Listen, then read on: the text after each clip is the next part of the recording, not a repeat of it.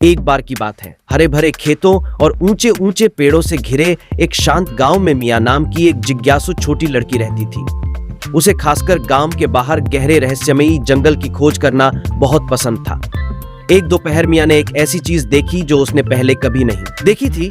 एक विशाल ओक के पेड़ के नीचे एक चमकदार चमकता हुआ कंकड़ छिपा हुआ था। जैसे ही उसने कंकड़ उठाया, उसके नीचे की जमीन कांपने लगी और अचानक जादुई धूल के भंवर के साथ मिया ने खुद को आसमान में तैरते हुए पाया। उसने कंकड़ को कसकर पकड़ लिया और वह पेड़ों, पहाड़ों और यहाँ तक निकू बादलों से भी ऊपर और ऊपर उड़ती चली गई। जब चक्कर बंद हुआ तो मिया एक अजीब लेकिन खूबसूरत तैरते हुए द्वीप पर उतरी जो बादलों के ऊपर धीरे धीरे बह रहा था। द्वीप ऐसे रंगों से जगमगा रहा था जो उसने पहले कभी नहीं देखे थे। इंद्रधनुषी पानी की क्रिस्टल नदियों से बने पेड़ और हवा में धीरे धीरे गुनगुनाते फूल। द्वीप के बीच में चांदी और सोने से बना एक भव्य महल खड़ा था। वाह, मैं कहाँ हूँ?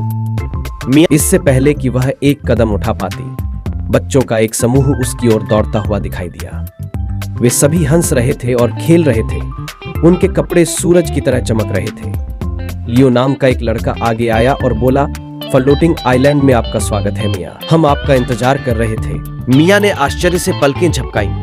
मेरा इंतजार कर रहे हो? लेकिन तुम मेरा नाम कैसे जानते? लियो मुस्कुराया और समझाया कि यह एक जादुई जगह है जो केवल सबसे साहसी और दयालु बच्चों को ही दिखाई देती है। चमकते हुए कंकड़ ने तुम्हें चुना है। अब जब तुम यहाँ हो, उत्साहित मिया ने लियो और दूसरे बच्चों का पीछा किया क्योंकि वे उसे मंत्रमुग्ध जंगलों में ले गए जहाँ पेड़ प्राचीन काल की कहानियां सुनाते थे।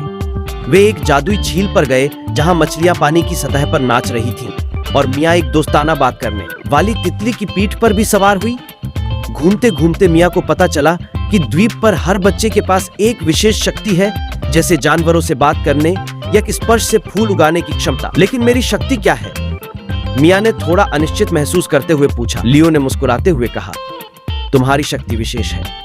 तुम्हारे पास कहानियों को जीवंत करने का उपहार है, इसे देखो। उसने उसे परियों की कहानियों से भरी एक किताब दी।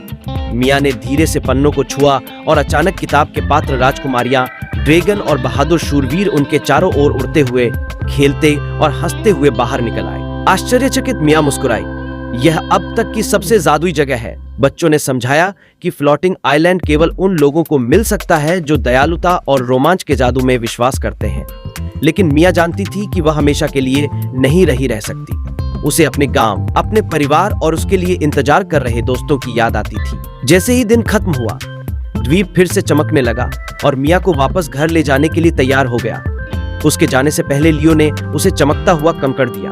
जब भी तुम वापस लौटना चाहो, इस कंकड़ को पकड़ो और द्वीप तुम्हें ढूंढ लेगा। एक लहर और वापस लौटने के वादे के साथ मिया ने महसूस किया कि जादू ने उसे फिर से घेर लिया है और उसे धीरे से हवा में उठाकर उसके गांव के ओक के पेड़ पर वापस ले आया है। सूरज ढल रहा था और सब कुछ वैसा ही लग रहा, लेकिन मिया जानती थी कि उसका जीवन फिर कभी सामान्य नहीं होगा। उस दिन से मिया जब भी रोमांच की चाहत महसूस करती, फ्लोटिंग आइलैंड पर जाती, यह जानते हुए कि उसके जादुई दोस्त हमेशा उसका और इस तरह उसकी कहानी और फ्लोटिंग आइलैंड का जादू हमेशा आश्चर्य और उत्साह से भरा रहा।